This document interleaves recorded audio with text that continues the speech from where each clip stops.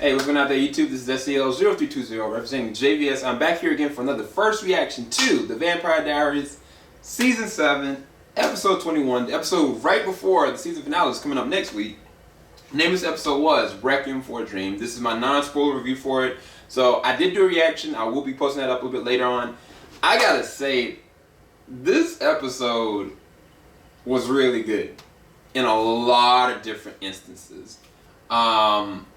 I mean, anybody that's a Damon shipper, anybody that's an Enzo and Bonnie shipper, anybody that's a Caroline and Stefan shipper, you will gush in a lot of different emotional, gripping, tangible story progression moments throughout this whole entire episode. Because Bonnie, she's in a terrible situation from the last episode where when she switched out Raina's life force with her own, she's going to exhibit all these needs to kill vampires. She's going to be the ultimate vampire hunter.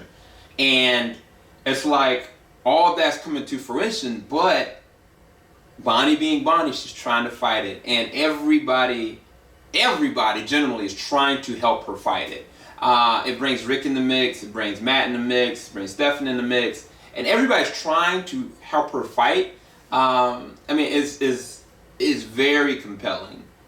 Specifically some dream sequences that kind of happen, as well as some things that happen in the real world. Like, there's a moment in this episode with Bonnie and Damon that I've seen Damon the most vulnerable I've ever seen him.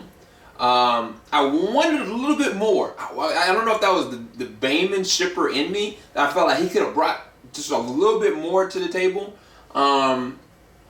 But in general, it was really legit. Like, I appreciated this episode so much. And like, this is something that they've never really truly explored. I mean, we've had, like, you know, Damon and Stefan and even Elena and everybody else, you know, go evil. And I mean, Bonnie's kind of had this moment where she kind of got to go for the darkness. Now, there is no stopping her.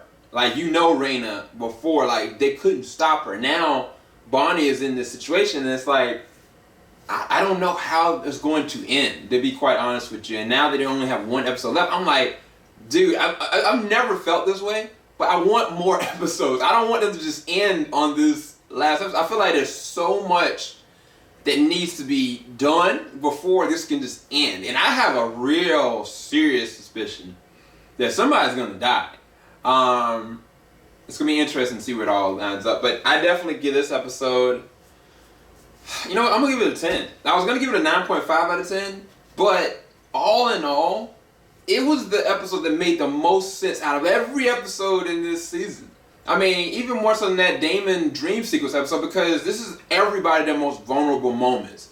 And it all centers around Bonnie, which it should have been to start with. Like, there were episodes in this season I was like, why is Bonnie not doing more? Like, she's being underutilized. And I think that they lagged too long with that. Maybe it was with the heretics or what, but they're getting it right now.